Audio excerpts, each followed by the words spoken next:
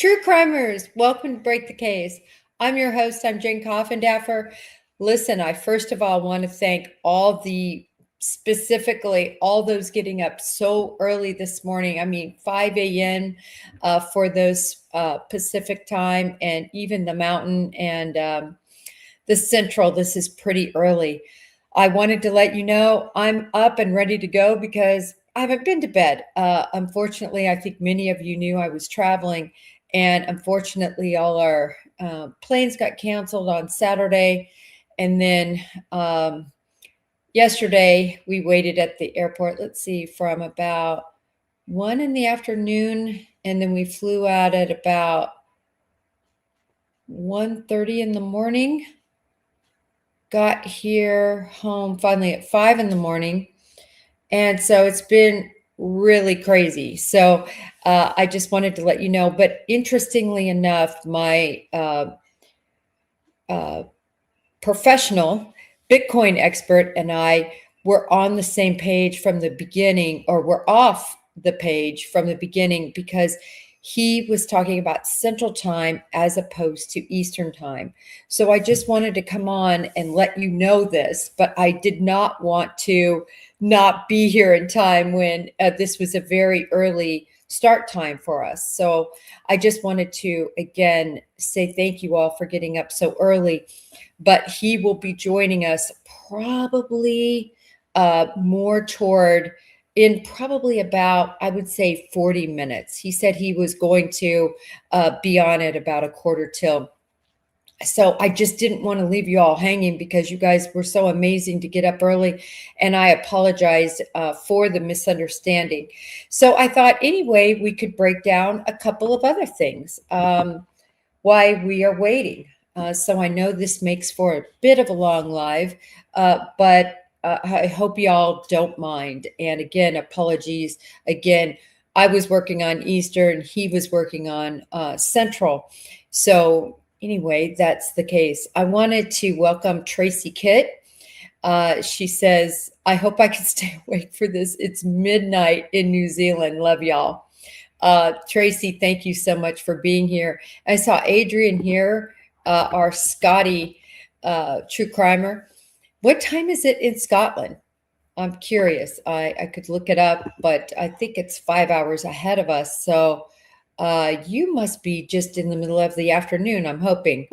I know we have a lot that are here and they're saying it's 5 a.m. So again, I really appreciate y'all being here. And I thought we could have a bit of a chat before our guests join us. Yes, Adrian says she's having lunch. It is so great having people from really all over the world and all these different time zones. So I know that makes it tough. We're on day, and I know Adrian will correct me if I'm wrong, but I believe we are on day 116. Correct me if I'm wrong. I believe we're on day 116. And that's, of course, been since Nancy has been gone. It's a lot of time, but these investigations do just take a lot of time.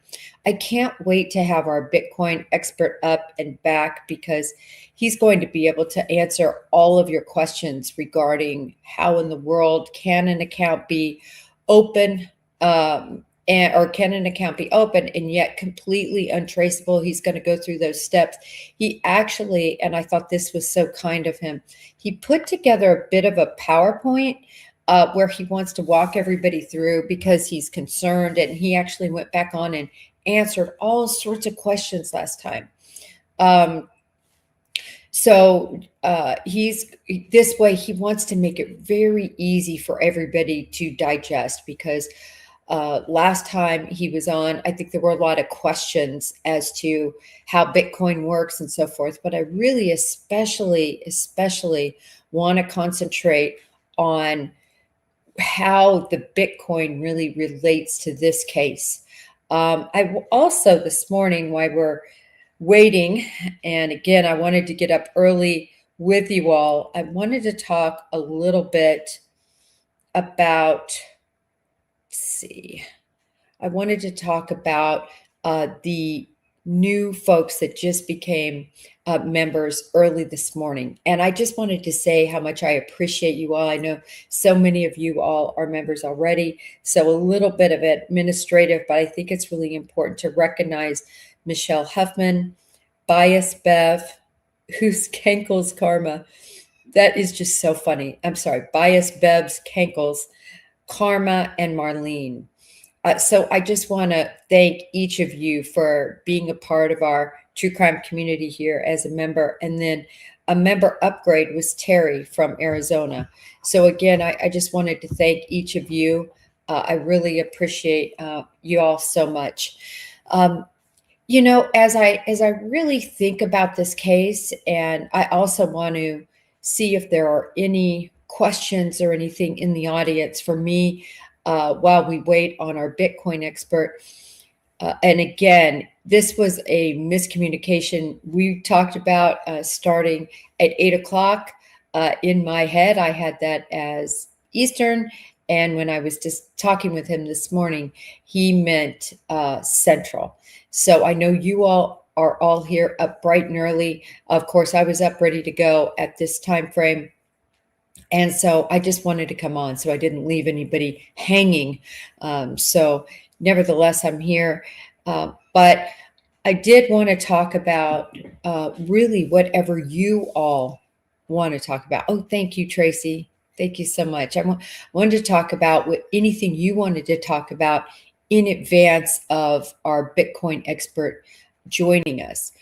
And I wanted to give him a bit of an intro again. And that intro is specifically that he works in these markets. This is what he does for a living. This isn't anything, he's not a professor about it, or he's not somebody that used to work in it, or somebody that just kind of studies it. This is what he does for a living, and that is deal with Bitcoin, sell Bitcoin, manage Bitcoin. He's really, really very interesting in terms of what he predicts will happen. And it makes a lot of sense to me. He talked about before in our show that essentially Bitcoin is kind of like how everybody viewed a credit card. So that a long time ago, no one, our parents, nobody thought they'd be running around with a piece of plastic that had all of our personal information on it for the government and anyone else to track. No one thought that this would be how we would be paying for things. And yet now look, this is almost exclusively, not completely, but most people use credit cards. Very few use cash. And of course, over anything you do over the telephone, anything you do in any way, that's how you use it. That's how most of us pay for things. And then, of course, now we have cash apps, right? That's the next kind of step where now we don't even need anything in our hand. We just need the information and people can pay us and we can pay people. So it's all very interesting from that respect. He thinks the next step is going to be Bitcoin because it's safer and it's going to be a method of payment that can't be infiltrated. There's only so much that's ever made. So you can own, as an example, I think 1/100th, we'll ask him that, but I think you can own a very small percentage of a Bitcoin, since a Bitcoin is worth somewhere between 70, 80,000, at least last I checked. So you can own small percentages of that, but it's not like the US dollar, as an example, that if we don't have enough, we just print some more, right? Inflation and the decrease of the value of the money. So this isn't an economics, show, but I just wanted to say his prediction of what he thinks will happen. I want to get into a couple of these questions because I see them coming in. Oh, I just have to put this up, Tracy Kit. Thank you. So just look here.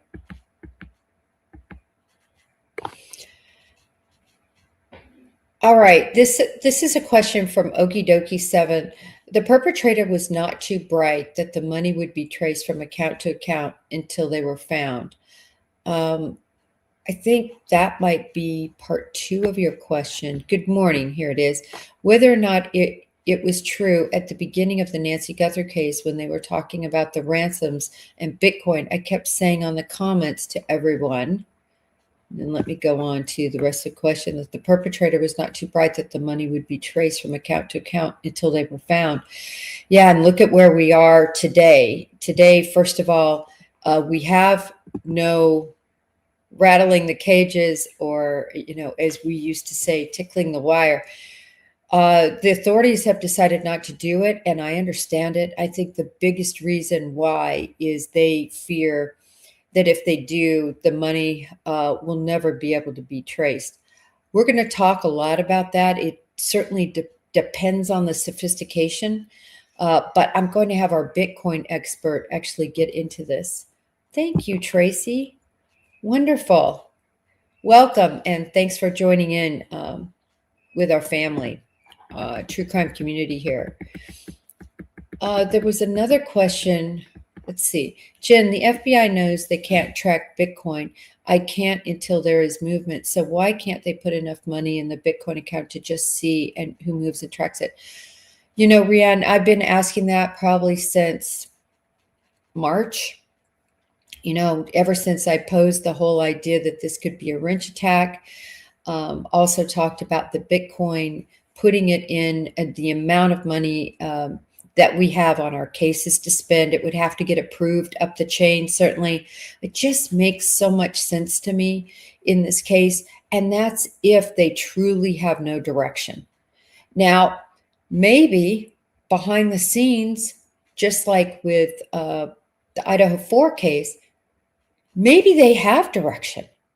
And we just don't know about it. Maybe they have a suspect that they believe is Porch Guy, and that we're just not hearing about any of it. And they're building a case before they do the arrest.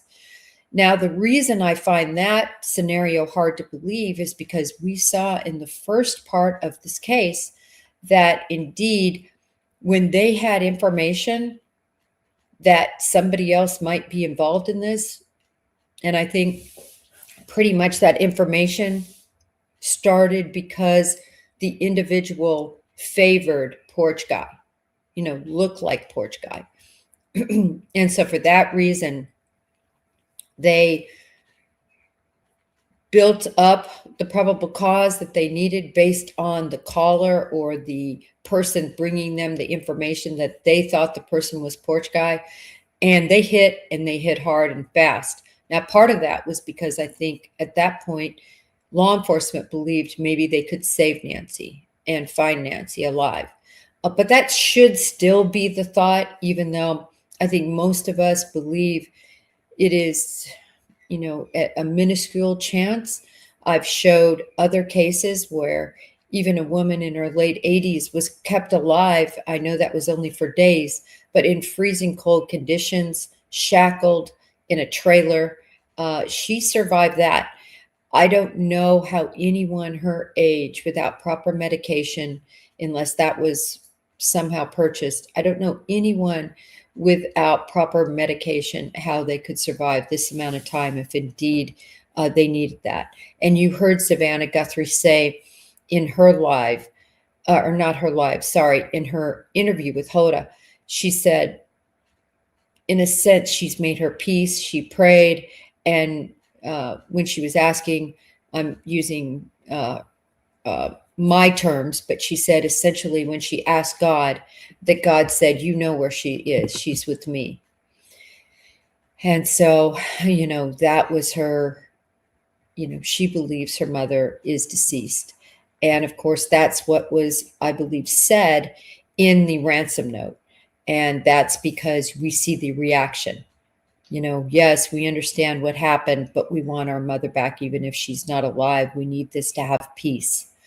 So when you look back at all of that, it seems to me that people believe she is deceased. And I think I've said, I don't think she made it very long at all. I think that very soon after she was taken, that unfortunately, she was dead, and I truly believe that when she was taken off that porch, she was likely unconscious. I had somebody ask, how can you expirate blood if you're unconscious? You can, because even though your brain is unconscious, either because sometimes it can be lack of oxygen or some sort of trauma, the reason you're unconscious, it does not mean that your other involuntary parts of your body don't still perform. In other words, even though you're unconscious, you still breathe. Even though you're unconscious, you will still cough. You will still sneeze. You can have, in other words, if you did your reflexes, the reflexes can work. So just because one part of your brain is unconscious, it does not mean that the other parts of your brain will not act and will not do the things it does. For instance, like I said, breathing, your heart beating, oftentimes still responding to pain. In other words, with a recoil, if you poked a hand, it could still recoil, things along those lines. So when a person is unconscious, it doesn't mean that their reflexes and the other parts of them don't work well. Let me see. I just want to make sure I didn't miss any other questions up here. And that was Jamie Watson's question. Thank you, Jamie. That was a great question. And the only reason I even talk on things to do with medical, I am a tactical medic. I keep my certification up, which is every 2 years, studying again and taking the test again. It was such an ordeal to get it. For those of you who might not know, it took me months. I took my EMT courses at the Methodist University Hospital in Dallas. It was a trauma 3 unit. It was really great. I was there for over 6 months on a fireman's schedule. So we worked. My shift was the C schedule. So we worked the C schedule. I was still an agent, working my job and doing my thing, but it was really important to me to get this certification and become a tactical medic. I was already on the SWAT team, but I just wanted something.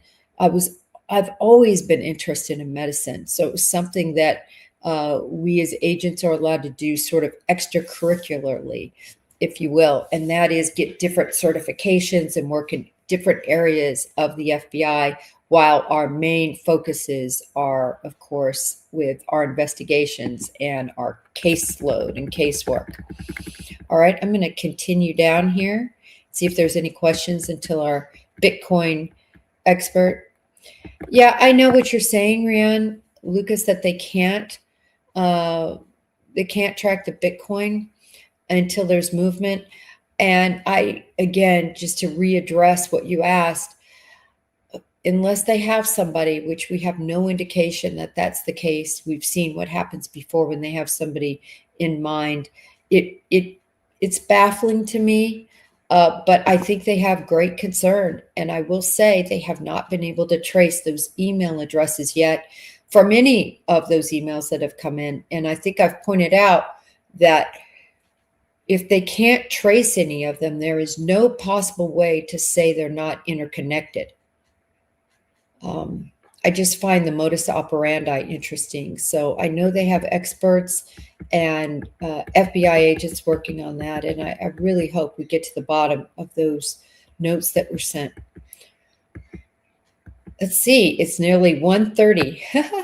Yes, here it is bright and early. I'm on Eastern at the moment. It's 8:30. Many of you that came in late might not know that, unfortunately, up late, up all night. Boy, I tell you, when you have these crazy flight situations, I mean, they essentially on our Connect canceled all the flights. I was just happy late the night before, Sunday night, to get a room.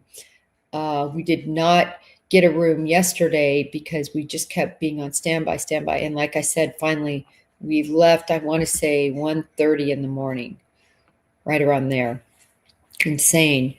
Yes, Mike, I call it tickling the wire, meaning that's any time that you do something in a case, particularly if you're on a wiretap or if you're in a situation like this where you make a deposit or do something that would instigate the bad guy to make a reaction.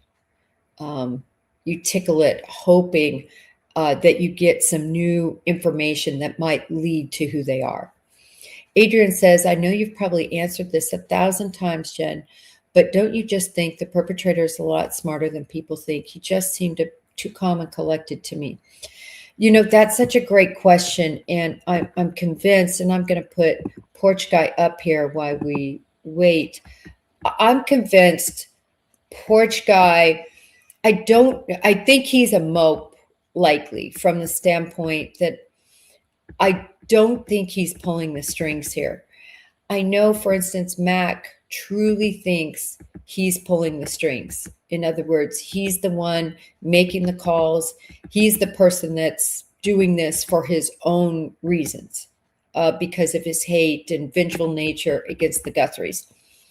I believe it's more likely his strings are being pulled, and they're being pulled by the person who's really behind this case. But you make such a great point, how calm he is, how collected. And I agree, he has no care in the world. I think he believes he's scoped out the situation enough. He's very calm. And this is a big reason why a lot of people, Adrian, believe that he is somehow more closely affiliated with the Guthries, Nancy Guthrie, and this property. So in other words, believes that, listen, he was a handyman here. He somehow worked for her, worked around her, somehow is very closely related to Nancy Guthrie. And the reason he's so calm is he understands the environment he is. He doesn't have any care or concern over it. But look, I agree with you, Adrian, and I've said this not from early on, not within the first many days, but as the time went on in the case. Listen, he has been able to fool, if you will, the full breadth of the FBI. He has been able to not leave any clues that have led to figuring out who he is. And I should caveat that by saying, listen, he left the clues. We see his face. He left those clues, but nobody has come forward regarding who Porch Guy is. So I think, even though seemingly unsophisticated, he's been smart enough to fool everybody. So we have to give him some credit in this respect. But I believe it could be in large part because the people behind him are more sophisticated. But it also could be a confluence of a lot of things, right? A target that was very easy. 84-year-old woman in a house she's been in for 50 years, being able to do that research, knowing where the bedroom is. All you have to do is watch the Today Show footage and you would have been able to see that, understanding the schematic of her home. Again, just a little search online would tell you that. Understanding that this is a no light pollution, no light area. Geez, that's perfect. Again, though, he makes a mistake. In my opinion, you could pick any day to go and you decide to go with a full moon. You don't decide to do this crime with a waning crescent. That makes no sense to me.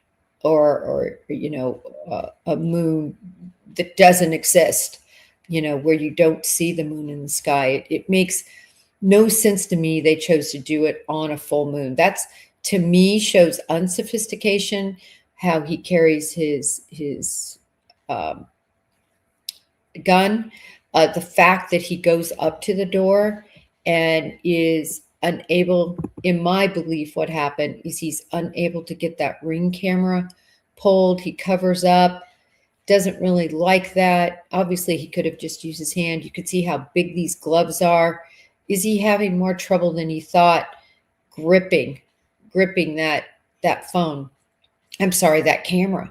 So all of that I find really interesting in terms of that. But Adrian, I think you're right. I think he has a level of sophistication again that's been able to fool everyone working on this, combined with the perfect situation, the perfect victim, the perfect environment, the perfect knowledge of that area so he could get out and avoid traffic cameras, it would seem.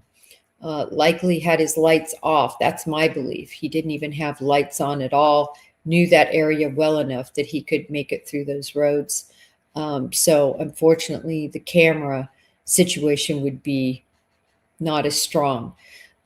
Again, unless the FBI has a bead on who did this and they're just working up a case, which doesn't really make a lot of sense to me. This is a case that has been able to be a crime committed really without the FBI being able to solve it at this point. Let's see. Okie dokie says it's a needle in a haystack out there. There are mountains and piles of illegally dumped debris. Any number of missing persons could be under all of it. It's such a good point. I mean, I know that there was a lot of activity yesterday regarding the streamers out there. And by the way, I want to call to everybody's attention. By their own admissions, they were 30 minutes away. I mean, I could go 30 minutes away. I could go 5 minutes away from my house right now and find all sorts of evidence of clothing, of debris, of all sorts of things. But you know, this is the whole point. The streamers need something to keep that cash and that money rolling in. Every time they say they find a pajama top, I looked at that personally. To me, it looked like a shirt. I know they called it a pajama top. They called out law enforcement. The sheriff's office did a very nice job, not only responding, but gathering the shirt that was found.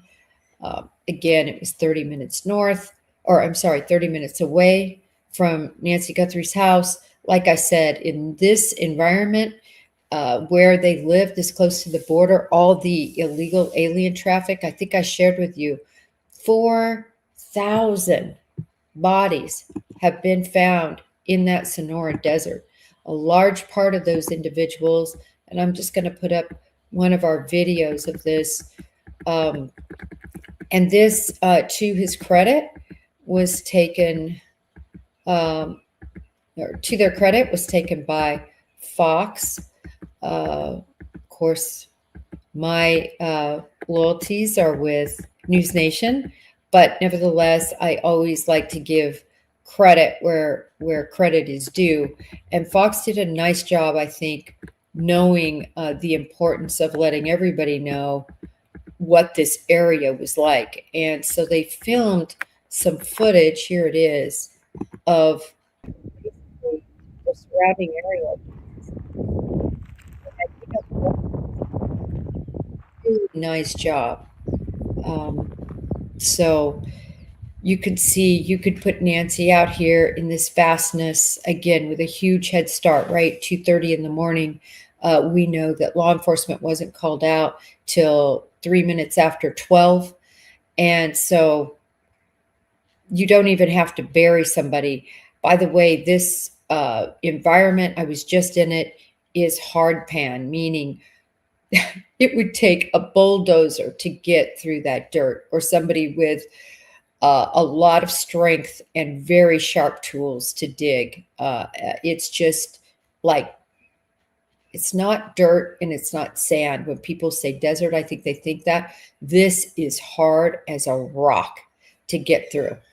But as you can see by the vastness and the bushes and things, you could take somebody and dump them out there, and within 24 hours, the scavengers of that wildlife that live in the desert would be able to take that body, that person, and scatter them.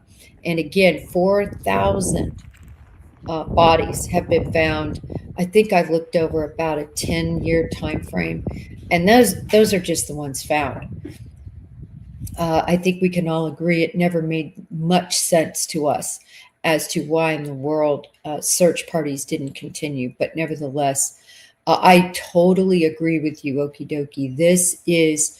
It would be a needle in a haystack looking. You're just hoping that within the closer proximity that whoever did this, whoever abducted Nancy, would have taken could have possibly taken her and dumped her if again she was deceased. And I'm sorry to talk so explicitly, but that's just the kind of case we're in right now.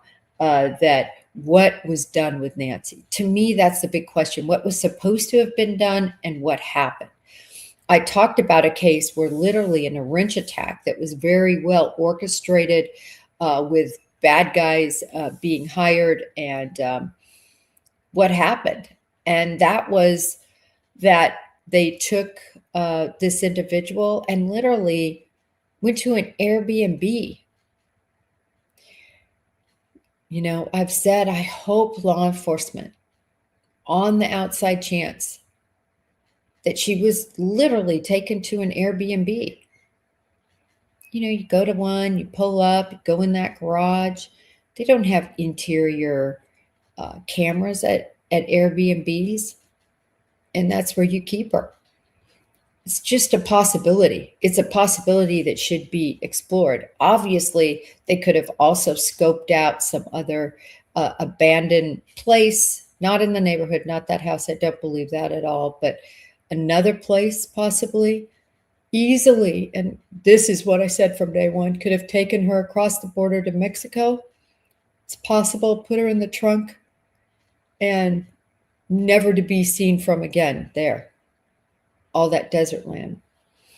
So this is an interesting question, and I think something that some people have thought. So Aristocrat says, could Porch Guy have been ex-military or a person who worked in security? So I don't believe former military or law enforcement. I could be proven wrong, but just the way we operate, and when you have a particular way you do things, no matter what it is. If you're a cook, you have a certain way you cook. As a law enforcement officer, or military person, this person would be very used to the gun at their side. They would be very used to having cargo type pants on, I believe. They would be used to having gloves that I think would be fitting better.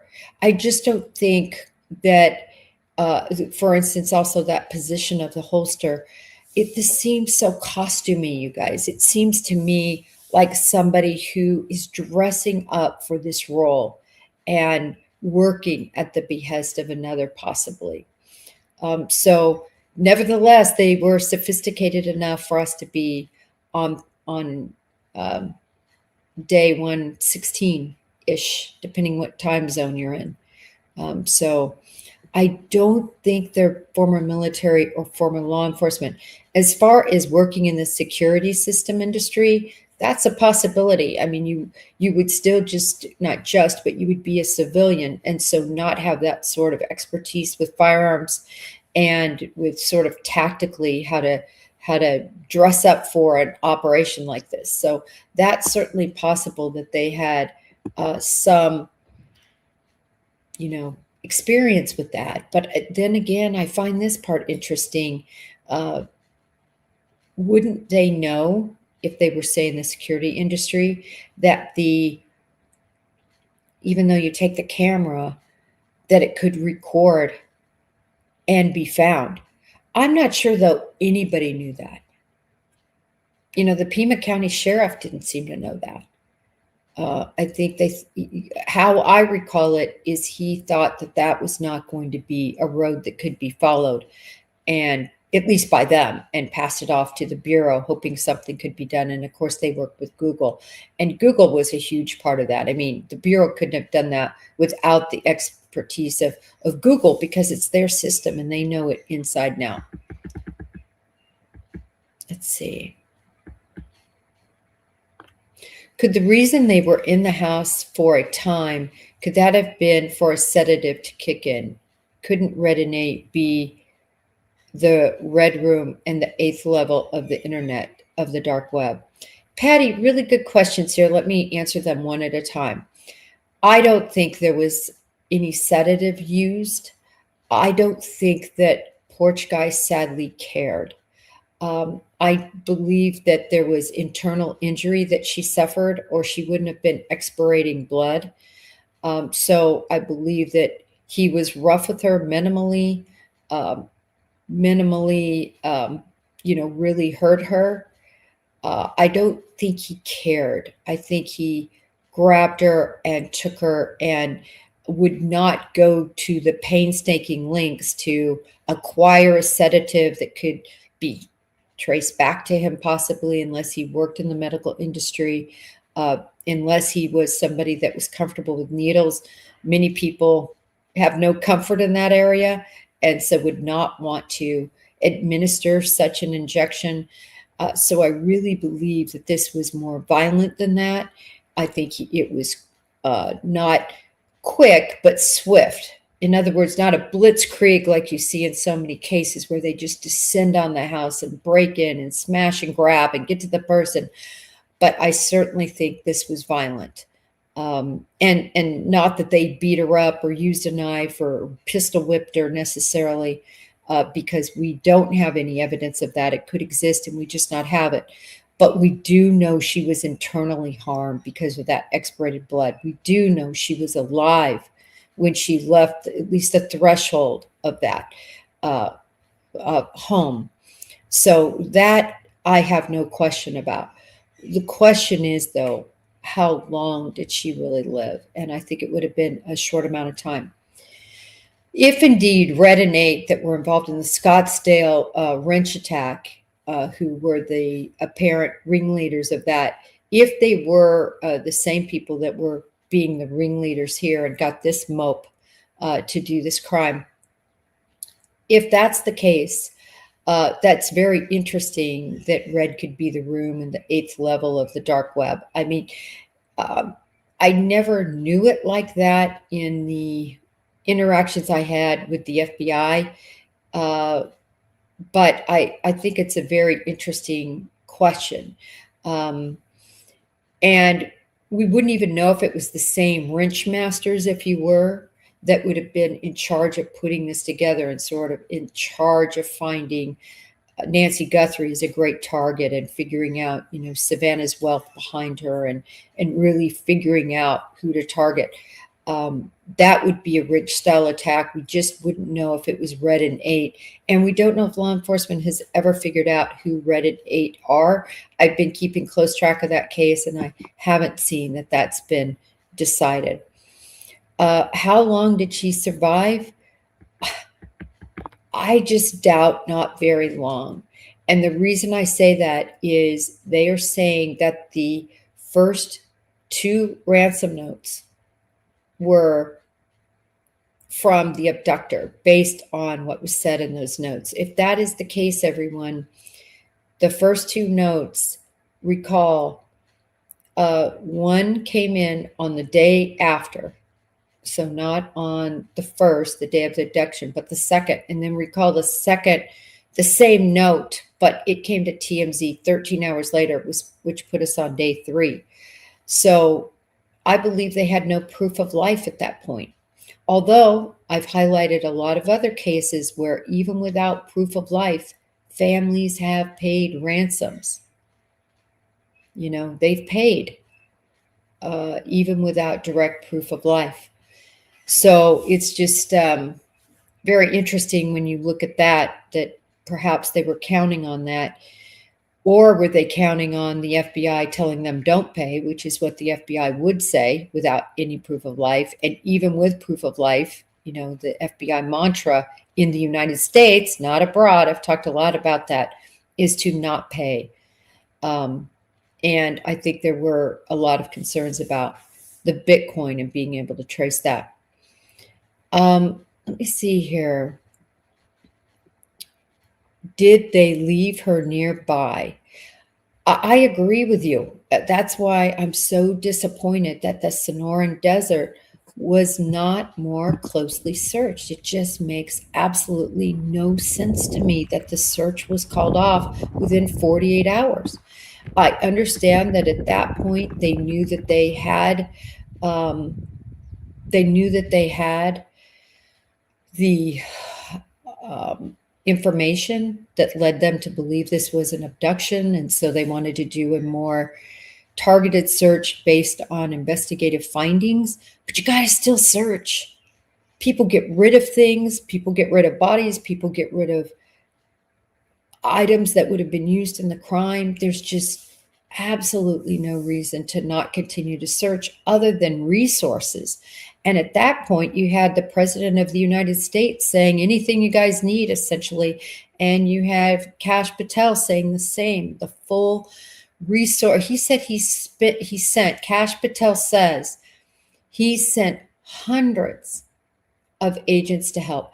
Actually, I want to play that clip again while we have a little time, because I just want everybody to be clear on what Kash Patel said he had available to Pima County for their use in this case very early on. So to me, I just can't see any excuse really for not continuing the searches, not to mention EcuSearch and Madres Buscadoras and the Cajun Navy and many other search entities that were ready and able to search. Here we go.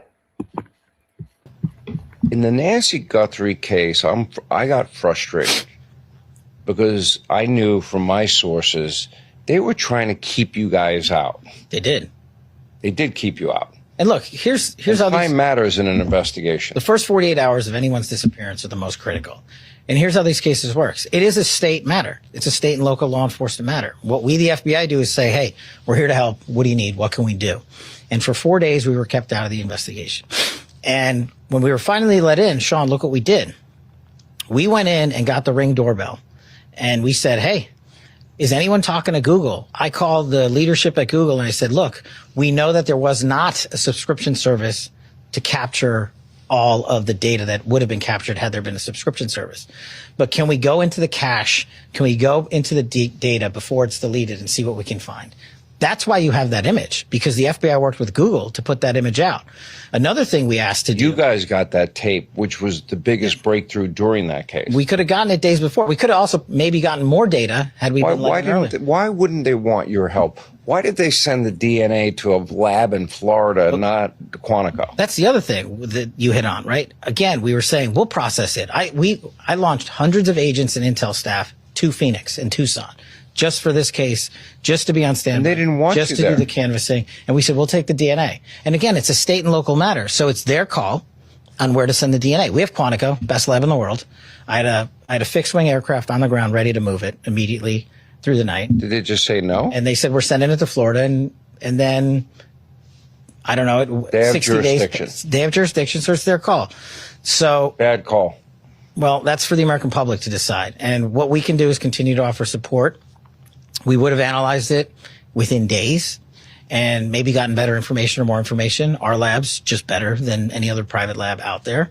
And we didn't get a chance to do that. So I understand everybody's frustrations on that. No, I'm not frustrated with you. I'm frustrated that if I was a sheriff and the FBI was willing to help me and time is of the essence, I'd want all the help I can get. Okay, let me ask you about this.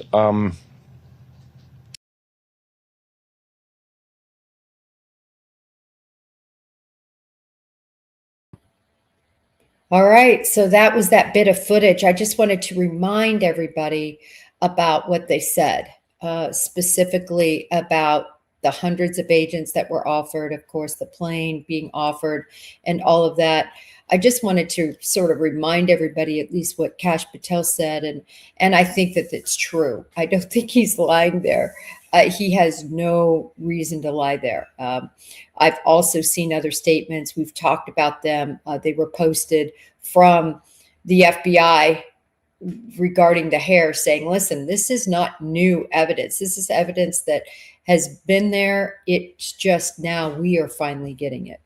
I'm going to continue on with questions. I also just got his PowerPoint sent to me, and I would expect him any moment here. Moving on, let's see. Moving on, just making sure I can,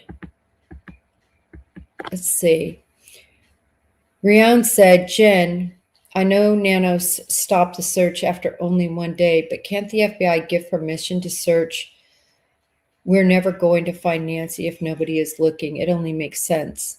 So at the end of the day, and I think you heard, and this is why I wanted to play that Kash Patel clip, just to reiterate what I'm saying here, is unfortunately, these are called police cooperation cases. And finally on day 4, I guess they got the nod, yes, we want you and the full force of you. But Sheriff Nanos, he's the one with the power. And that's not going away. We discussed, look, they've tried every way possible to get him out. They still have the proposition, I believe, let's see, what month are we in? They still, I think they had 120 days from when they filed that. No, they still have until the summer, essentially, to try to have a recall vote. And I've described what that would mean. That's very detailed in terms of how the numbers that they would need to get to have that happen. And then even if you got the recall vote, everybody, you would have to have him recalled. You would have to have a whole election with other people on the ballot. As I said from the beginning, that is just not going to happen. It's just not feasible, in my opinion, that we're going to see Sheriff Nanos recalled. So for this reason, even though I know a lot of people want to see the FBI in charge, that is just not the way we're set up. So unless there was proof she was taken across state lines or internationally, you're not going to see anyone in charge but this guy. He's in charge and he gets to call the shot. So the Bureau cannot go in there and go into his jurisdiction and do that. So thank you. Let me put this up because this is so kind. Thank you for this. I tell you, it's been such a crazy few days, and I'm so driven to keep up with Nancy's case, and just any amount of information I can find on this case, I want to always pass it along to you all. Let's see if I can get this up here. Thank you so much. That's so sweet of you to say that. Let me see if there's any more coming up. I expect him to be up any minute now. Yeah, we've talked a lot about this question, whether Porch Guy would be alive. And I actually intend to do kind of a show on that, but just to give you a preview. Let's say, and I think the strongest possibility is this is a wrench attack. In other words, more organized, that she was particularly targeted. That she was targeted likely not because she owns crypto, although she could. We have no information that she doesn't own cryptocurrency. We have no information that Savannah doesn't own cryptocurrency. So if we're going on at least the possibility that they have it, that's a possibility. If she did, she would have a key. A key, in other words, a string of numbers and a password that would have an account, and then the key to open that account and to do a quick transfer. That's what these attacks are all about. Having said that, in many instances, the person with the crypto is not the one targeted.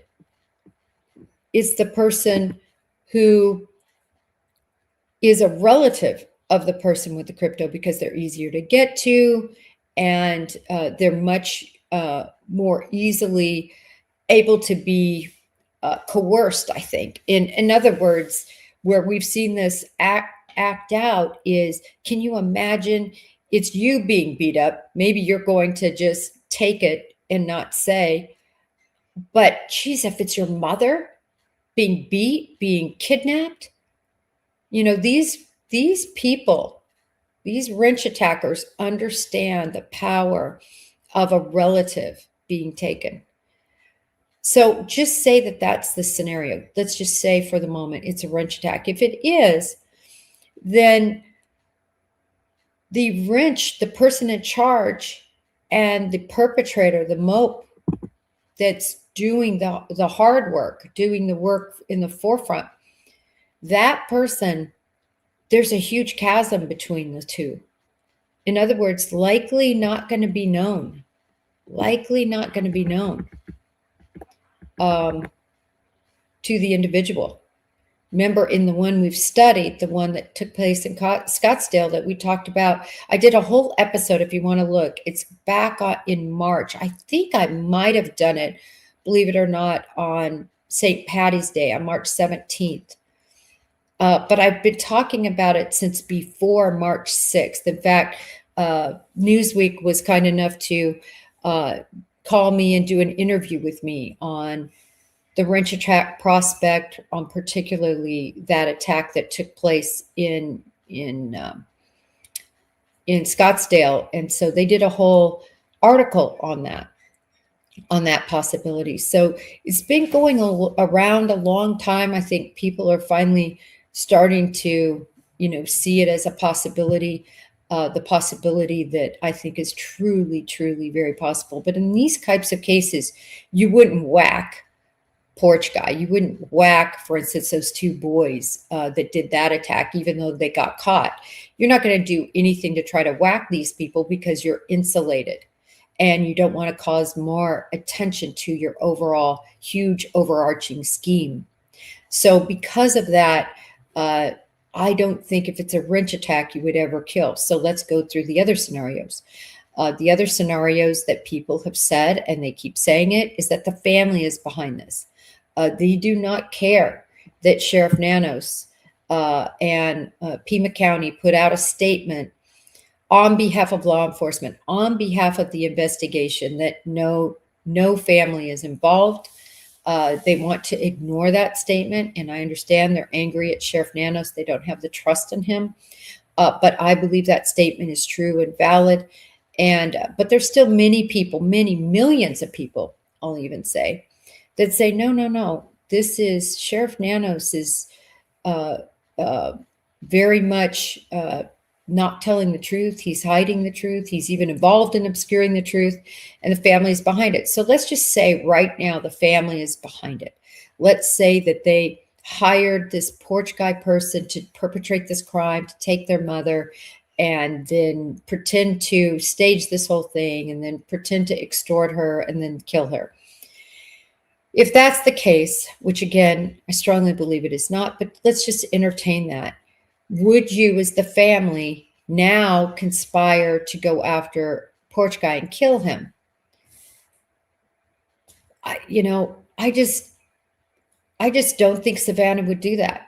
I don't think Tommaso and Annie are doing that.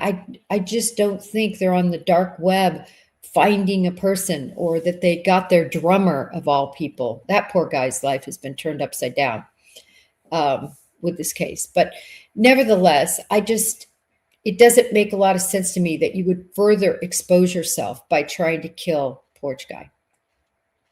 So let's now say one of the family members, because this is the other thought, hired a hitman, and then the hitman hired the mope porch guy to actually carry it out. So somebody was hired that would be at a more sophisticated level, and then he hired this person. I think it goes back to what Mark Twain says: how can two people keep a secret? They can only keep it if one of them's dead. So if you have this situation, it doesn't make any sense to me that that person would expose themselves further, again, by now murdering porch guy. It could happen. I brought this up, it's got to be a month or so ago. It's been a long time ago that I brought up, could porch guy be dead? And that's why we're not hearing anything. Still, nevertheless, if Porch Guy were dead, what about all those people that know him? His face, you can see it on there, and not in this video but I've got this freeze frame where you see it so up close, the mustache distance from the lip and the eye, that right eye going in, and then the eyebrows and just his features that any mother or any close relative, I truly, truly believe would know. All right, everybody, we're at 9. Here we go. We are ready for our expert to come on. I'm going to take this down. Mr. Vargas, how are you? Good morning. Doing excellent. Yourself? I'm doing great. We have been sort of wasting time because I don't want to say wasting time. We've been discussing the case and going through different questions on other aspects of the case while we awaited your arrival, since I felt terrible with all of our folks in chat, and I didn't want to leave them high and dry because of my mistake understanding East Coast versus Central Time. So welcome. Thank you. I appreciate that. Thank you for being here. I have your PowerPoint, which I'm going to get up on stage here. I'm going to exit from stage and put you up front and center to tell us about Bitcoin as I get the PowerPoint up. And Absolutely. what you do exactly. I know it's a repeat, but there's some new people in the audience, Yes. and just so happy to have you. Oops, I removed the wrong person. I removed you. Right. Let me remove myself. Here we go. All right. So what I noticed after the last event with me is this audience is incredibly intelligent.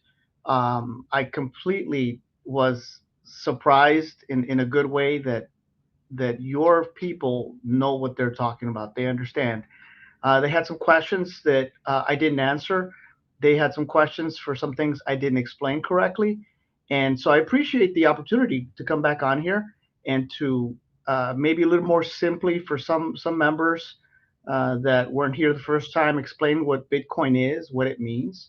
I do want to say that I do live in Bitcoin. That's my bread and butter. That's where the last 5 years of my life have been, is studying the network, is understanding the best way to produce it with the ASICs, with the machines. We'll talk about that very, very shortly.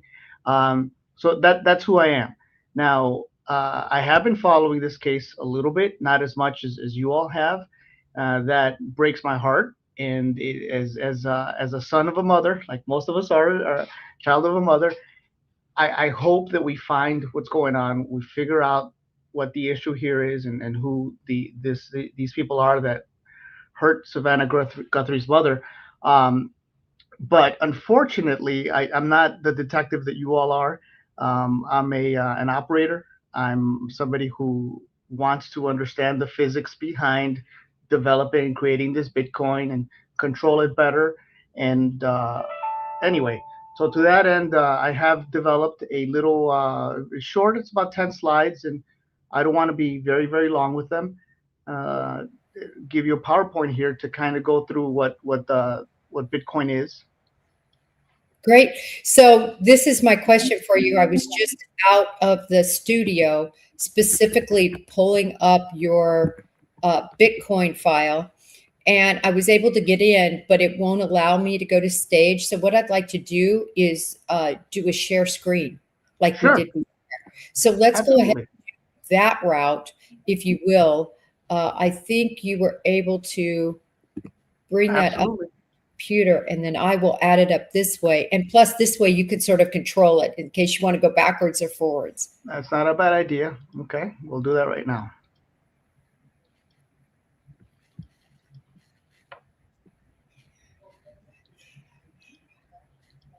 And audience, if you want to get any questions you have related to this after he finishes his presentation, really excited to hear from you so that we can kind of make this all come together with the Nancy Guthrie case. All right. Okay, so I will attempt to be brief. By all means, Jen, please stop me if you have any questions or if you think I'm not explaining something simply enough. And again, my focus is Bitcoin. what is Bitcoin? What does it do? I don't understand why we need it. I don't understand what the hype is. Why is it worth so much? Is it a stock? Is it money? What is it? So we'll start with this. Bitcoin, we'll start with what is money. Money, way back when, before any of us remember, we used to barter. Societies used to say, hey, I want some grain. I have this cow. Uh, how many cows do you want for how much grain? Literal barter. We used to, in fact, nowadays we still do it, right? I mean, if you fix my garage, I'll help you with your yard. That's how we used to trade back and forth. But what happened was there had to be what they call a coincidence of wants. Your wants had to equal my wants. We had to say, okay, they're about the same level. What I'm going to give you equals what you're going to give me. What happened then is we evolved in money into coins. We got precious metal, silver, gold was the best example. Very hard to find, very rare to find. So people just started with little chips of gold, and those became coins. And then from there, the next step, if you can see in bottom left-hand corner, I think it was in China, somebody started putting paper. Paper to represent gold, to represent land, to represent different things, and thus started the paper money. And then recently, in the last 20, 30 years, we've moved into digital money. What do I mean by digital money? Credit cards, debit cards. That's what I mean by digital money, where it's still cash, but I know people that don't carry cash anymore. I'm one of those folks. Everything is on a debit card, everything is on a credit card. We don't carry cash anymore. That's the next evolution of money. So, what happened? What happened in the last 10 years or so is that we started to understand we don't control that cash. If it's in the bank controls the cash. Um, the fact of the matter is that, let's go to the next slide. Someone always controls your money. A bank can freeze your account. The government can print more money. If the government can freeze your account and take your account, that's what the IRS is out there for. Sending money across the world can be expensive. You need permission to use your own money. I gave the story last time that I was with you, and I'll very briefly say it again. This actually happened to me.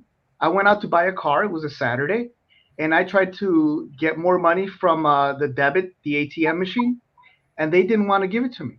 They had a whole bunch of questions as to what is this car, how many miles, what year. The bank literally told me, no, we're not going to raise your ATM card like they had done in the past to let you have more cash. Banks can fail. That still happens nowadays. So what happened was that a man called himself Satoshi Nakamoto had an idea. What if we can create our own money that nobody controls? The banks hold the ledger for your account. So in other words, if you deposit $1,000, they write that down. If you withdraw $100, they say, okay, now you have 900. If you spend money, if you deposit, they're the ones that do that. So that means they control it. They can say, you're not going to spend money. In the news about 4 or 5 years ago, some credit card companies decided that they didn't want people to buy firearms anymore or ammunition. Now, you may or may not agree with that. However, the sense that somebody can tell you how you can spend your money is fundamental to freedom.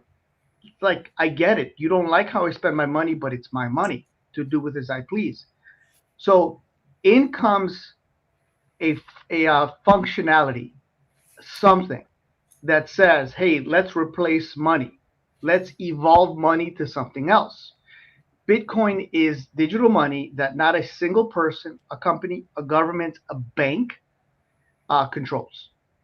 Bitcoin is run on computers, and we'll talk how does that happen. We'll talk about that in a second here. But the Bitcoin ledger is run on computers. Okay. The developer decided that there would never be more than 21 million coins. No single person is in charge, and the network is always active. There are no Memorial Day holidays where the bank isn't open, so I can't pull money out. So what do we mean by 21 million? And what happens if a lot of people want a part of that 21 million? Well, that 21 million units is a finite unit of value, which means that we won't ever print anymore. So we don't expect to have inflation with this money. So in other words, the government can't come in and say, okay, let's print another 30 billion this year. And all of a sudden, the dollar that was worth a year ago a good amount now is worth a third of that value. And that's what's happened with money. Money through inflation, the dollar's not worth what it worth anymore. I remember when I was a college kid, I bought gas for 88 cents 30 years ago. 88 cents. So what happens? We print more money, and because we print more money, it's worth less. It's not worth more, and it's not worth equal. And I'm afraid that because it's worth less, 88 cents doesn't cut it. Now I just paid $5.38 yesterday or 2 days ago to fill up for gas. So with Bitcoin, we don't expect it to. It's not going to. It's already written in the code. There will never be more than 21 million. In fact, as people lose it, there will be less. Well, you say, how in the world can I have a Bitcoin if there's only 21 million? Well, what's happened now and what was designed to happen is that you would use fractions of those Bitcoins. If you have 0.001 Bitcoin, then it's got a value, just like if you had one Bitcoin. Let's talk about the ledger very quickly. We are familiar with what a ledger is.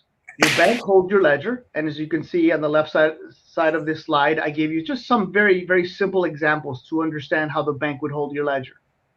The bank says, okay, you got $500 from your paycheck. You spend $80 on grocery, you spent your rent, maybe you put another $50 in, you decide to get coffee this week, and at the end of the week, you have a $255 balance. What does Bitcoin do? What does the Bitcoin ledger do? It does the same exact thing. But notice this, it's verified by over 15,000 computers. And the computers are the ones that verify it. The computers are the ones that say, okay, Jen says she's going to try to send half a Bitcoin to Avron. Does she have it? Let me go verify it. She doesn't have it. It's not going to happen. Or she does have it, so now we're going to subtract it and add it to Avron's account. So you've heard about the blockchain. What is the blockchain? The blockchain is the ledger. That's just a fancy name they have. And that ledger is a list. It's a very long list. Each entry is described as a block. See, one thing with computer guys is they love to name things some complicated, silly name. So you got blockchain, you got a block, you have an ASIC, right? You have all of these terms that sound foreign to us that grew up with just regular money. We know what a dollar is. We know what a quarter is. We know what 50 cents is. What is a block? What is a blockchain? The blockchain is just that simple list of what has happened before, what is happening now. And every single day, we have new ledgers, new lists, new blocks added to the blockchain. It's that simple. So these are added to our computers. Now let's talk about the three parts of Bitcoin. Bitcoin is essentially three major components. Without one of these, it will not work. We can add to this, and a lot of people have. There's a lot of applications. There are laws, there are rules. But in essence, these are the three fundamental components of Bitcoin. You have a wallet. By the way, the wallet and the blockchain, they're not physical. Everything is on computers. That is one of the most confusing parts to some people that I've talked to. Here I have just a pretend little coin that says Bitcoin on it. But Bitcoin is not a physical coin. Bitcoin is basically digital money. Think about it like your debit card or your credit card. You understand that the money's there and it's in the bank and it gets transferred somewhere else. So that's exactly what a wallet is. A wallet can look like different things. All a wallet is special keys that you control. And by the way, these are not easy keys, and they make this on purpose. These are complicated keys. They could be words, they could be letters. Sometimes I have a wallet when you scan it with your QR code. It is so long. I can type in, I think it's 64 characters, or I can scan it with a QR code to make it very simple. But that's done on purpose. Why? So nobody guesses what the wallet key is. And that's one thing that makes Bitcoin so secure.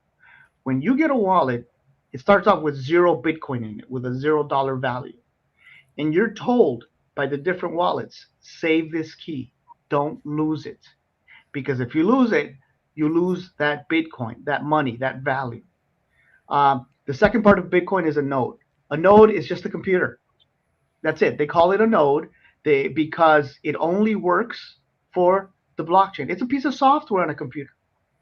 If you get a hard drive big enough, it's got to be a huge hard drive, you can download the Bitcoin program and you can run a node yourself. What does that node do?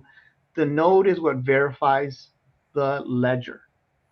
The node is what verifies. Remember I said a couple seconds ago that there's over 15,000 computers verifying those transactions, and they all have to agree before that specific block is closed.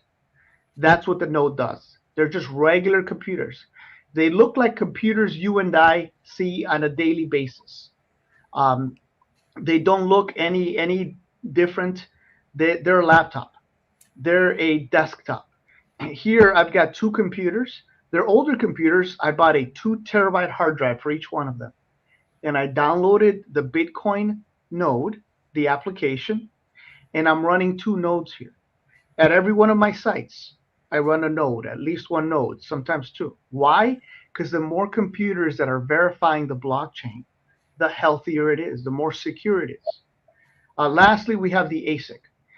The ASIC is another computer, but it's not a computer that you and I understand. It's not a computer that we can open up the Microsoft Chrome, Microsoft Office, Microsoft Word. We can't open up Google Chrome, Microsoft Edge. We don't do that. This computer is made for one thing and one thing only, to support the Bitcoin network.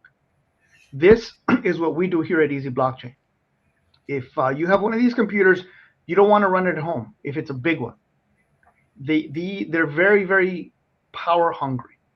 They're going to easily cost you, depending on the one that you buy, $100, $200 a month just to run that one machine. And by the way, that's a small one. So we'll talk a little bit more about these in depth. Let's start with the wallet. This is what different wallets look like. And these wallets will be different technologically. You see all the way on the left in here, it's a card. If you turn this card over, it's got a very complicated key. And you can send money, and you'd have to type in this key. You can receive money, by the way. There's one thing I love about these wallets. There's 2 addresses. There's the public address. That's the address everybody can see. This is the address that was given to the Guthries, the public address. Anybody can see this address. Anybody can send money to this address. Okay? Then you have a second number. It's called a private key. You need that in order to move the money out. That's the complicated number. That's the number, if you lose it, you will never be able to spend. You will never be able to sell. You will never be able to use your Bitcoin or your crypto if you lose that private key. Now, some of them, like the one on the right here, they're digital. You can hook them up to your computer. You can hook them up to your cell phone, and you can see them. Now, people don't like using this because they're on the internet. They want this hard one on the left, where you have to actually have it. You actually have to have the numbers. Somebody asked, what if people purchase? See, Jen, your audience is so intelligent. I saw some of these questions. What if somebody's operating nodes that are corrupt? That's a very good possibility. This is why we need more nodes working with good, proper software. This means that we would need, if I wanted to corrupt, the system, I would have to affect all 15,000 computers. Each one of them should be protected in part by their operating systems, by their antivirus software. So, okay, I can't control those machines. I can't get behind their firewalls. That's fine. I'm going to start my own nodes with the corrupt software. Okay, you're going to have to buy more than 15,000 machines. You're going to have to control more than half of the network. And by the way, those 15,000 machines, they keep growing. They keep getting higher and higher.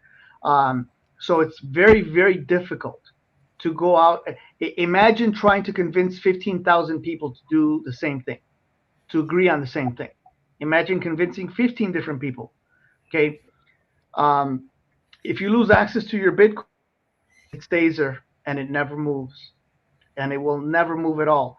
And people have been able to look at the blockchain and say, wow, this Bitcoin has never moved. And people have known which Bitcoin is lost. Next is the node.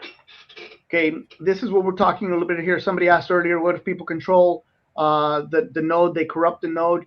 You can to a certain extent, but you cannot, in theory, control over 51% of it. What you have on the left here is an example of what the software looks like. That's all it is. It's software. And that software is downloading all of the transactions. And those transactions are getting verified. Every 10 minutes, we have a new list of ledgers. Every 10 minutes, 24 hours a day. A new list of ledger that comes out on the last 10 minutes worth of transactions. That's what the node is. It's a regular computer. The ASIC, it's not something that we really care about in this case, but just to let you know, it's a machine. It's a computer. That's what it looks like. It's weird. This is the rear of it. This is the intake. You see two connections, one on the top left-hand corner, that's for a network connection. One on the bottom right-hand corner, that's for the power connection. That's all these machines need. You have hundreds of computer chips in here working on the network. So nextly, somebody asked about halving, and again, I'm so absolutely astonished how intelligent your audience is. Every 4 years, the Bitcoin payouts, they call it reward. I never like that name. It's a reward, makes it sound like I won something for nothing. But these machines are actually doing work. Every 4 years, that reward is cut in half. That payout is cut in half. November 2012 was the first halving.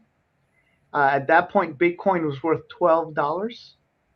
At that point, every single time somebody solved one of these Bitcoin blocks, they received 25 of them. 25 Bitcoin at $12, that's not a lot of money.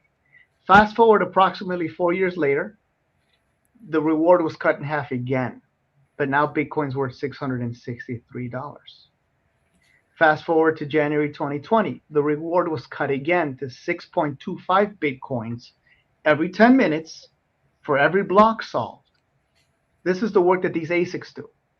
Well, now Bitcoin, it was worth 8,740. Then we go to April 2024, not even a year ago. Bitcoin was cut in half. Today, the reward is 3.125 Bitcoin. That's what I get. At that point, Bitcoin was worth $64,000. You see the pattern here? Now, the halving is going to keep going till 2,140. That's how much the halvings are going to be. And I show you some estimates, some examples, not even estimates. That's exactly what's going to happen. The next halving is going to produce 1.5 Bitcoin, then 0.78, then 0.39. However, if you look at the price of Bitcoin, keeps going up. That's how these machines are going to be paid. So now, I hope that was a little bit of a of an explanation as to what is Bitcoin, how is it formed, look at the value. As people assign it more value, it's worth absolutely more for people to mine them. A little bit on the wallets, how the wallets need two addresses, the private and the public. Now, somebody earlier mentioned something about, is the blockchain public? It's public. we can go to the blockchain. In fact, let's do that, Jen. Let's show one of these. Let's show what the blockchain looks like. Okay, Can you sounds share my good. screen again? Yep. And then I have a lot of questions that I've Okay. been writing down. Wonderful, wonderful. Let me share this screen here with what a couple of examples of what the blockchain looks like. So now, with Bitcoin, there's so many different things we can look at. This here, okay, it looks like I went into the wrong one. That's okay. Here we go. This is one example of the blockchain. This is one example of what's going on. When you get really nerdy into this and you want to know the exact details, this is a very good place to start. On the right-hand side are all the ledgers that have completed, all of the transactions that have completed.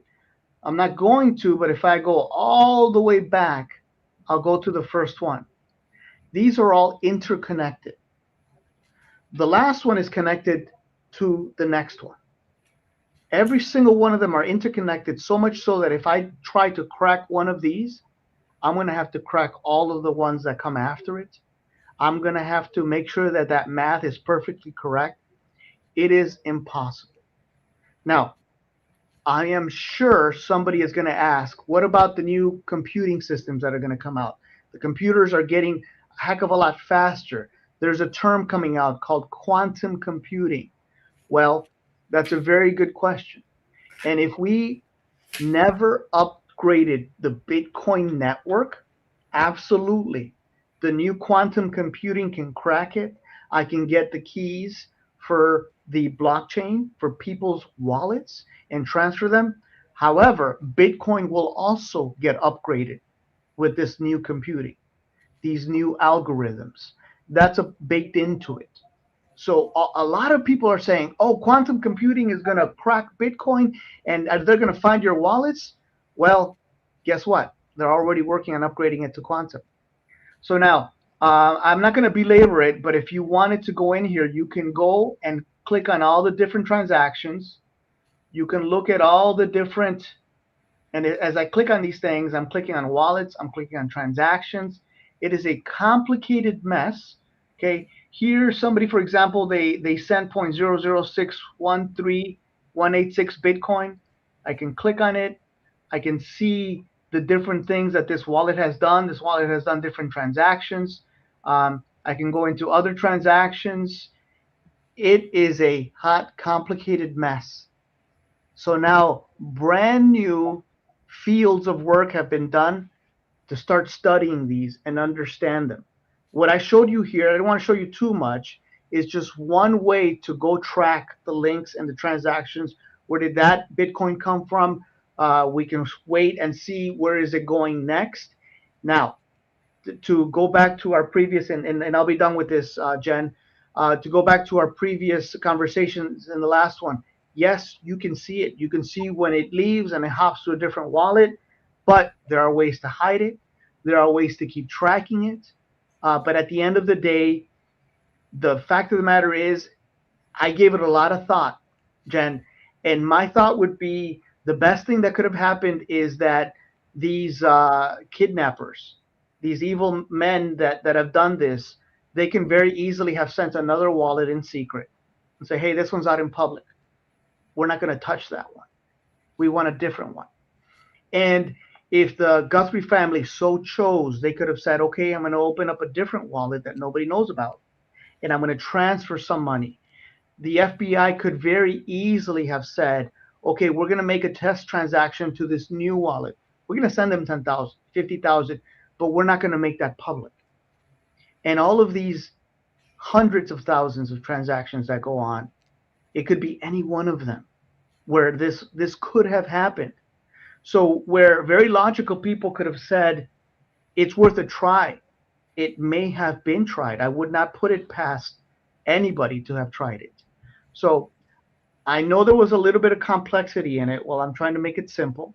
I apologize if there was. And Jen, let's go on to your questions.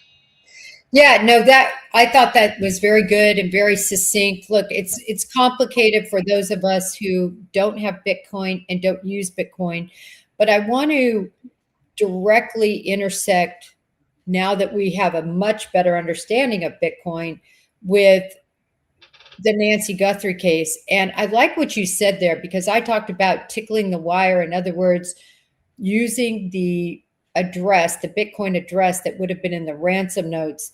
And what your point is it's possible that they could have somehow communicated and given them another Bitcoin address and tried to work it backwards.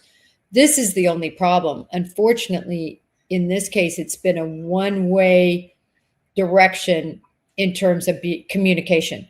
So there's never been any way, at least that the public knows, that anybody has solved in law enforcement or their SMEs, their subject matter experts, who those emails, there's 6 of them, were sent from.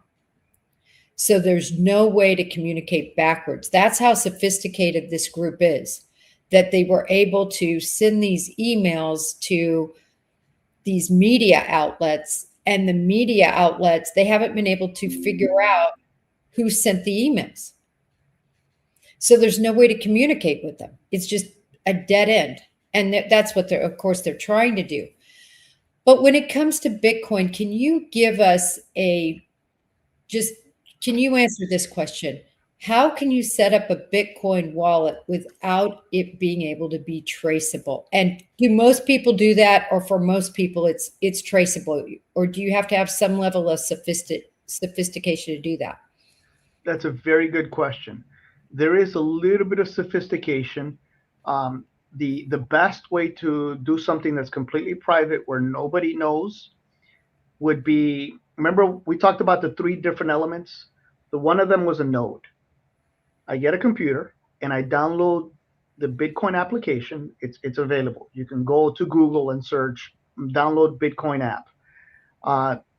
You'll download it, you install it. Now you're running a node. That's it. You're not doing anything. The computer's doing everything. These nodes can create a wallet. So I download this application into a machine, into a laptop, into a desktop with enough hard drive space. I install the application. Notice I'm not giving it my social security number. I'm not giving it my name. I'm not giving it who I am. I'm simply downloading the application. Now it's running. Well, guess what that node can do? That node can create as many wallets as I want. Again, untraceable. Again, nobody knows that I downloaded this node. Now I have this wallet and I can start collecting Bitcoin on it. At that point, I can decide I'm going to open up another node, another wallet, or another person can open up another node and wallet. I'm going to transfer it to you. You have no connection to me that law enforcement knows about. Or there's a middleman or a broker. So then they send that money somewhere else to somebody who's not connected to me whatsoever. They can then go to an exchange, just like with the stock market, right? I can own the stock, but if I'm going to sell it, I have to go to the exchange, sell it, and get the USD. So yes, very, very simple with a little bit of complexity in understanding. I'm going to download this wallet. This is where I want the money. Now, we can tell, for the most part, who opened a wallet when an exchange opens a wallet. There are ways to say, okay, all of these exchanges, this one exchange, for example, the biggest exchange in the world, let's say Coinstack, their wallets all start like this, or their wallets all have this algorithm. So it's easy to say, this is where this wallet came from.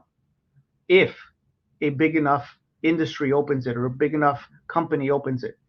But anybody can download the application. Anybody can open up an app.